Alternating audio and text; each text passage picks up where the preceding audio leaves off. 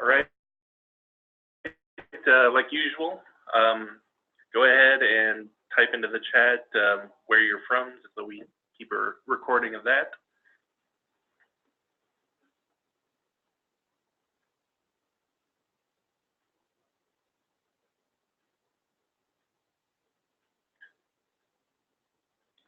Yeah, that's a good question, actually. All right. Christy was asking about the affirmation for suspensions and expulsions, but since we are delaying the, we're adding that to our follow-up collection. We have to, I believe they sign off in the suspensions and expulsions collection, CDC now. Yeah, well, the same issue still applies. So, yeah, good question, Christy. We will talk to the folks about that and confirm that. Or Jill's here; she might actually have an opinion on that. You know what? We were just talking about the as we are adding discipline to the follow-up collection for the fall. Which I have here in the agenda. The affirmation that needs to get signed through the suspensions and expulsions collection in the CDC would also. No, the affirmation is just that isn't the affirmation just that they have a policy. Yeah, policy in place. They can affirm that now because the policy needs to be in place during the year. Okay.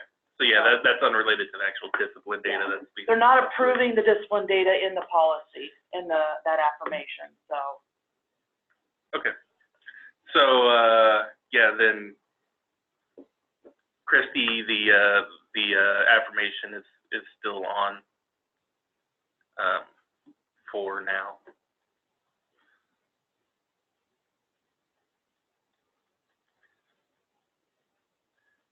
All right, Max, give you a little update. This is Yeah, Andy. Hi, this is Andy. Related to the discipline issue, I sent a help desk ticket in this morning, and Jill answered it. She was talking about the SPED discipline report and how to view that you'll need access to 3 different things in advisor validation. Well, 2 things really, SPED and discipline, but I'm not seeing her reply made it sound like those were ready to go. I'm not seeing the activation codes, even where to go request for them. Are they? I thought the activation codes were ready. Your district administrator would have to be the one to be able to see them. Yeah, I mean, you would have to assign the codes. Oh, they just assign them. You don't have to go down and add it and put in the activation code yourself.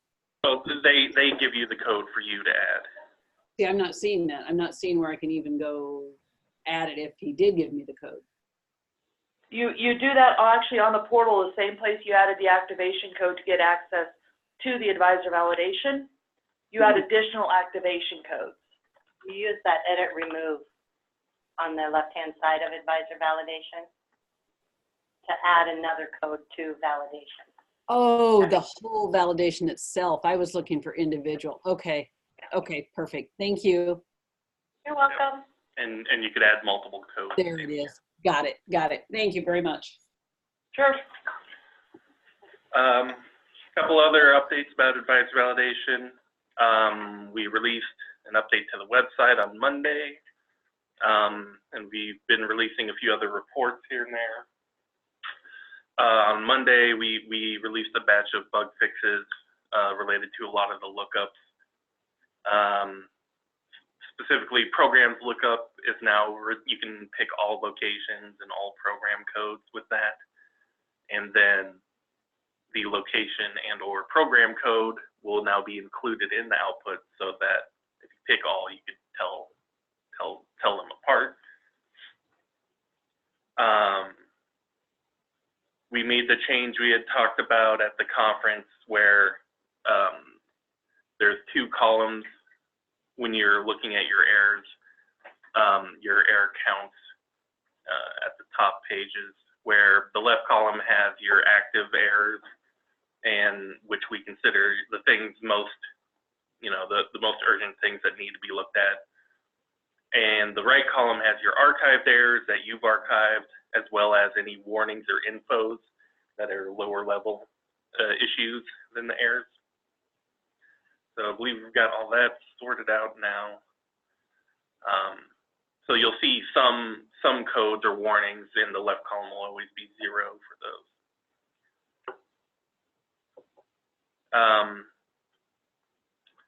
We also have some data builds going. I think we've had this in the bulletin as of last week. This Career Tech Ed participant data is built nightly. It's built for all 7th through 12th graders. We just fixed that yesterday. So it's pulling in the middle school grades as well now. All 7th through 12th graders, it looks at the courses, the sections they're enrolled in, and if we use the course to cluster crosswalk that the Career Ed team has put together for a few years, and that's available out on their website too if you wanted to look, which just automatically assigns a cluster as if a program record has been uploaded for that student, just based off of their section. We also look if you have a grade submitted, if you have a grade record submitted that says the student was taking dual credit, then they also get listed as a participant with post-secondary.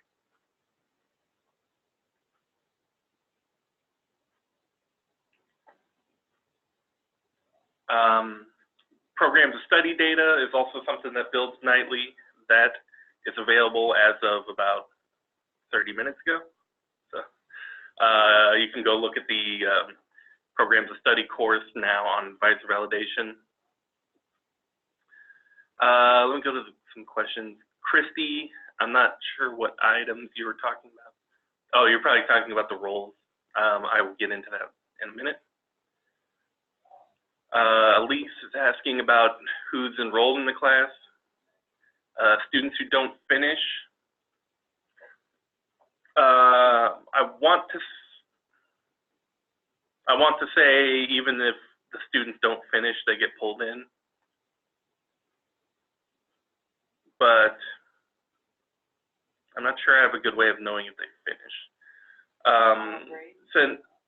Since it includes 7th and 8th graders, we can't always count on a grade being there because we said that 7th and 8th graders, a grade isn't mandatory. So Elise, are you worried about them? You want them to not count as participants?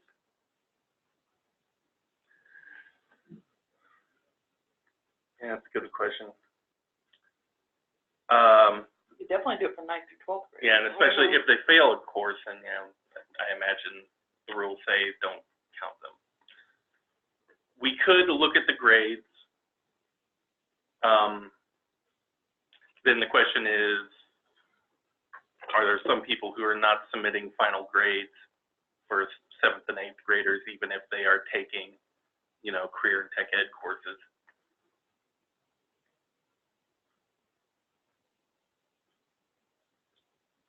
Or maybe I can try to look at the student's enrollment record and figure out if they actually stayed in till the end.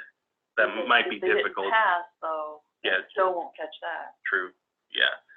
I assume, a student who fails the course wouldn't necessarily, the districts wouldn't delete that out of their enrollment. I mean, this year we could use the 9th through 12th grade and then, ask for grades on any career tech ed 7th grade classes? Yeah, let me take a look at that. I'll see how many that pulls out. Elise, you have a student who transferred a month ago into school, but is in CTE classes. If you have him marked as if you've uploaded a record that says he was in a class, then yeah, you would pull through.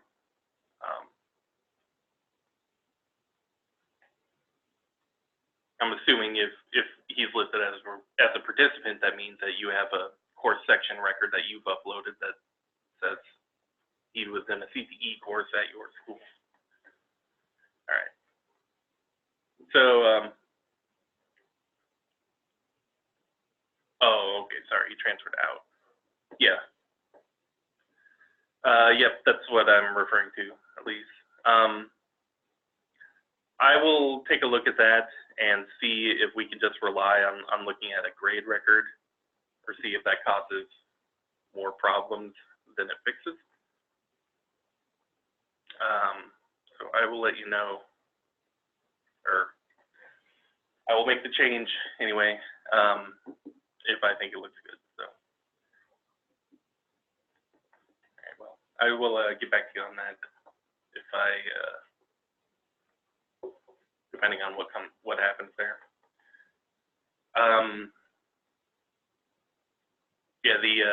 Yeah, programs of studies building now also.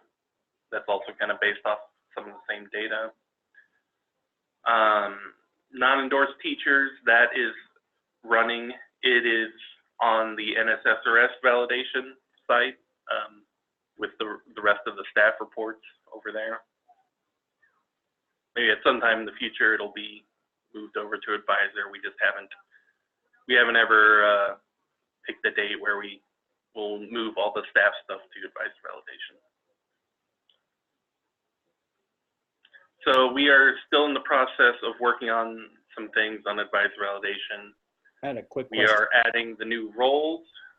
There's 3 new roles. There's one for special ed access, one for free and reduced lunch or food program eligibility access, and one for discipline access. Those are additional roles that you assign on top of the district user role. So in the portal, you should already, if you're using Advisor validation, you already have a district user code. And then you would get these additional codes and assign them. We had talked, we'll probably automatically assign those codes for district administrators. But if you are not a district administrator on here, as many of you aren't, then you would talk to your administrator to get the code. I believe the roles are available to assign in the portal now. They just don't do anything right now. But you can go ahead and assign them now so that when we release this update to the website, you'll still have access. Otherwise, if you don't have these additional roles, when we update the website, you will lose access to some error codes and reports. Obviously, you know, there's like the food program eligibility report, you know, that's tied to the FRL role. All the SPED reports are tied to the SPED role, as well as the SPED lookup.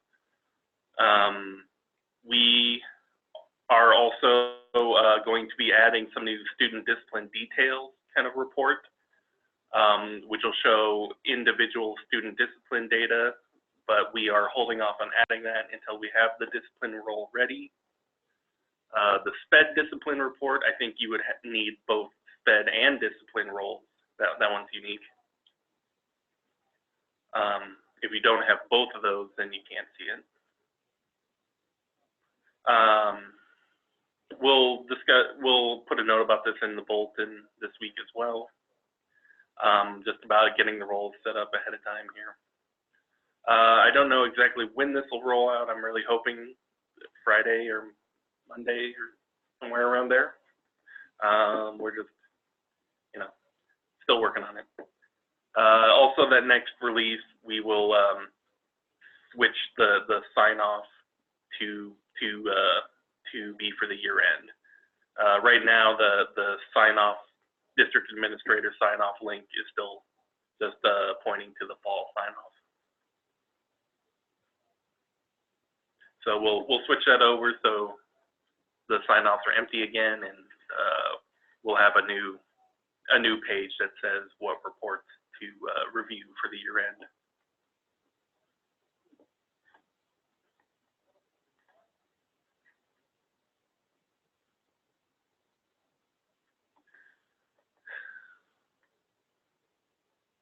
Yeah, for 1920 collections, as I've been talking about, we have added discipline data to the follow-up collection this coming fall, just because of how late we are with discipline, and also some vendors are definitely still struggling with it. It's new data for a lot of districts, so, or it's collected in a new way for a lot of districts, so. That will really help us, take some of the pressure off here. We immediately after the fall sign-off, we actually use that data to report to the federal DOE in November. So it will, the follow-up collection, October 31st, when that closes, that will be the end for that. We are also going to post the 1920 calendar document to our advisor resources website here. I think we can get that posted this week. So we'll just add it as another line here below the 1819 calendar.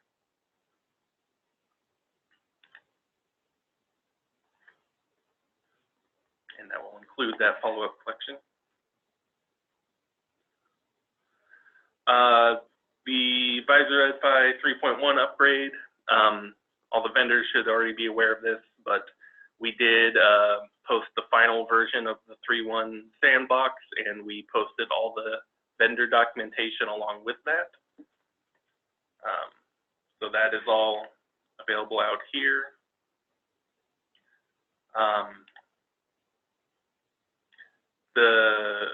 We don't have all the user documentation ready yet, but we will be working on that soon. So we'll post a 1920 data elements guide here when we get that ready, probably in July. So all the changes coming for 3.1 are the same as we talked about last month. I left my notes here, but I don't think we need to go over it again. There are a number, if you weren't at the discipline presentation in Kearney, there are some changes to discipline data based upon an evaluation of how we collected it this year, how we can improve it, and also addition of CRDC data. I believe there's a copy of the presentation in the app for that conference. We have a copy of all the presentations out on our website. There's a copy of the presentation on the website. I'm also hoping to present it at Administrator Days, but I haven't heard whether or not I was accepted to present there. We've got, yep, it's out on our the same site with our meeting notes here under the NDE resources tab. I'm hoping that this year's set of changes, we won't have to make a lot of changes in 2021 after the 1920 changes.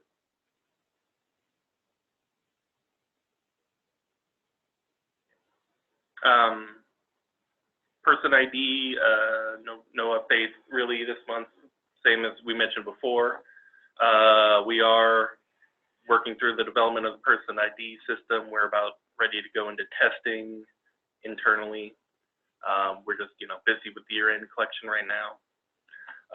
We will at some point here, again, probably later in July, we'll post documentation about the person ID system up in our resources website here,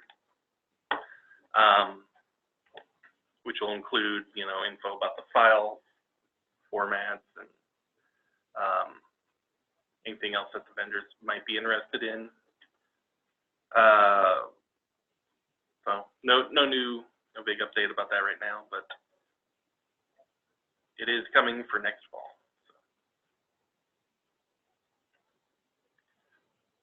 Attendance, nothing real new to add. Some of the vendors have been working on fixes for that. I'll get to that in a second. One thing I guess I could mention, we did update the student attendance summary report and the ADA/ADM report, or mostly the student attendance summary report. We changed some of the columns, so now we show you the ADA and ADM share for each student, which is essentially, if you sum those numbers up, you will get your ADA and ADM numbers that show up in the ADM report. So I think it's a little more it's easier now to compare your ADM report to your individual students on the student attendance summary report. So if you haven't looked at that in the last week, check it out again.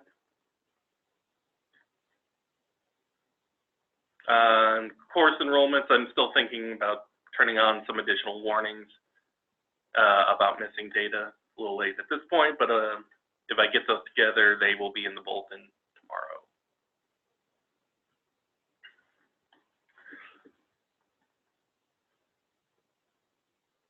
Okay, a couple of vendor updates. JMC wanted me to mention this. They just put a new version out last night for all JMC districts. It has a fix for half-day calendar codes and some other fixes. Eric will be sending an email to all the JMC districts with how to resubmit your data to fix any data issues. And there's some districts that had some additional issues. They will be following up with that. So I think we have some open help desk tickets related to those, so we'll follow up too. Power School, what Christy is referring to here. A previous state reporting update that went out for Power School had some issue that some of the Power School hosted districts who got it had some of the data get deleted, unpublished. So they put out another fix now that went out last weekend. That is the Nebraska reporting version 19.5.1.1. Check that you have that installed in your Power School. I think there's some other fixes that have been in that or the previous release also. So definitely everyone should get onto that latest version. If you're hosted by Power School and you don't have that version yet, go ahead, put in a ticket, let them know that you need to get updated. After you get that update, I think you have to do a publish all on the data that was missing. You might just want to do a publish all on everything from top to bottom, I think, if you're not sure.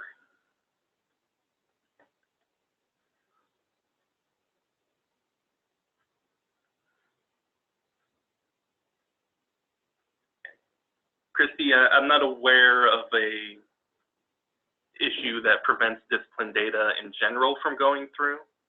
I don't know if there's some code mapping or some piece missing from your discipline data.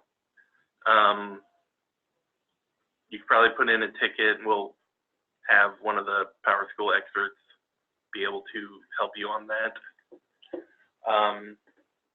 There were a few other issues with discipline data reporting before in some cases, and I believe those are fixed with the latest update.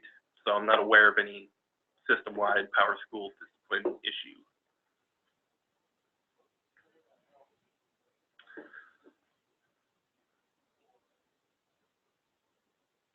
So Elise is asking about attendance, counting late starts and early out as a percentage of a day instead of one day. That is technically up to you and your vendor as to if you want to report late start days as a less than a whole day. So I'm assuming that EduStar is reporting that for you, and that's how you're coming up with fractions of a days in your calendar. I assume that's what you're referring to. In your case, if you want those to report differently, you may need to talk to EduStar about how to set this up.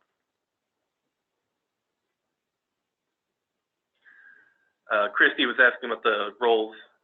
Yeah, your SPED discipline report, you will need the SPED role and the discipline role.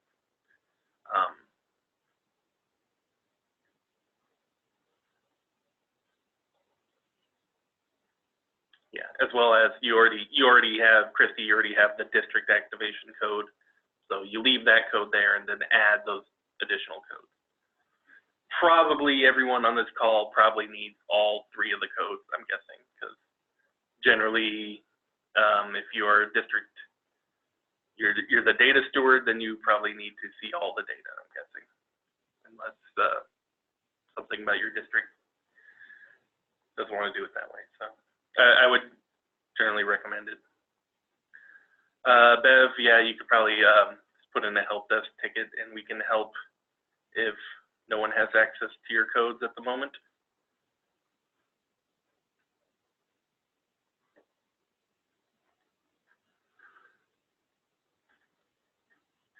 Right.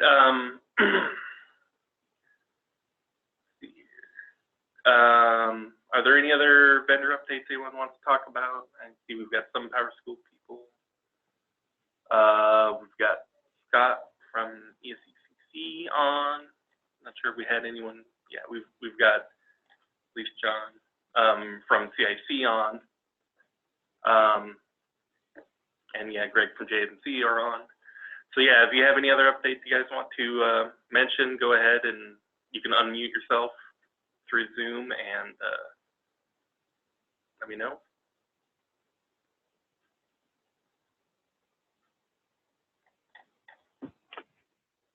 Campus is just working away, Max, on the 3.1 stuff.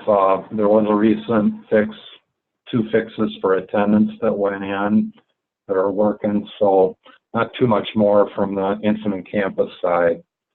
You are not expecting any more updates for 1819 at this point? There's some minor bug fixes that we're evaluating just on priority relative to 1819 versus in 3.1. Okay. So there probably will be a couple small bug fixes that'll go out in patches. All right.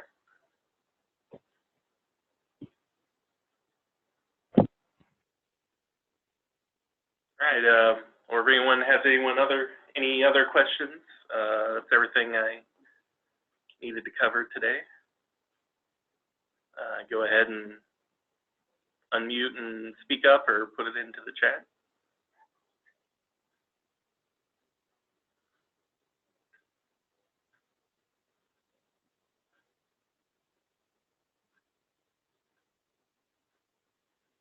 Hey, Max, it's Ellie, but I don't know if I got on late, but there is a work day open to anyone tomorrow at ESU 11 in Holdridge. Just an FYI. Yep. Yeah, with some of the PowerSchool issues, a few work days are rescheduled. So yeah, I believe we've got that on the list here.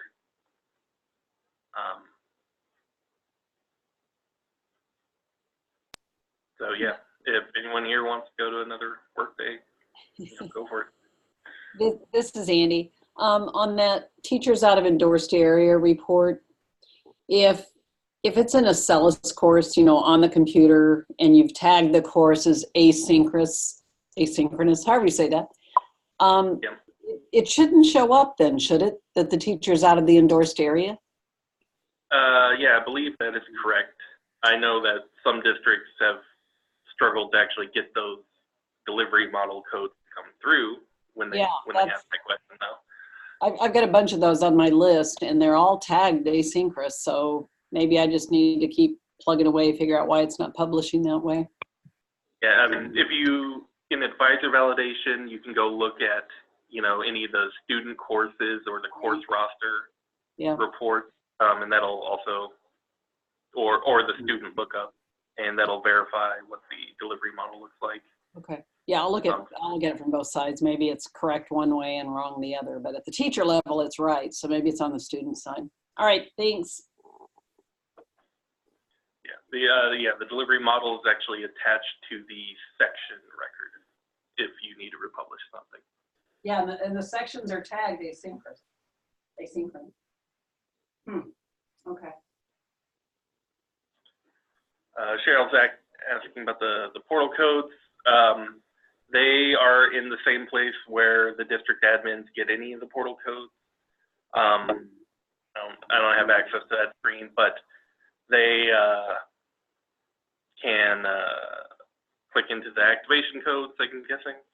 Admin tab. Yep, and then under advisor validation, the same place where they would see the district user code, there'll be some additional codes there now.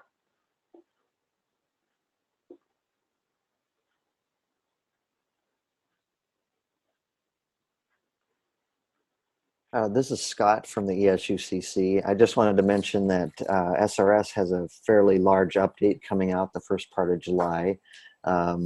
That again will have some changes, as you mentioned, for the 1920 school year for advisor. As of now, we've been working with tickets as they come in and trying to look at the publishing status of the districts that are using SRS to publish data. We think that's going more smoothly than in October, but invite anybody to open a ticket with us if there are any issues relating to SRS and the SPED reporting through advisor. All right. If I don't see any other questions, our next meeting, I guess, would be July 10th. I guess I'll go ahead and have that. If you are not in session, don't feel like you need to come to that meeting. You know, we'll have it anyway. I'll post a recording on our website just like any other meeting, so you can check on it later. I think that's all for this month. Thanks for joining, everyone, and thanks for sticking with us through the election year.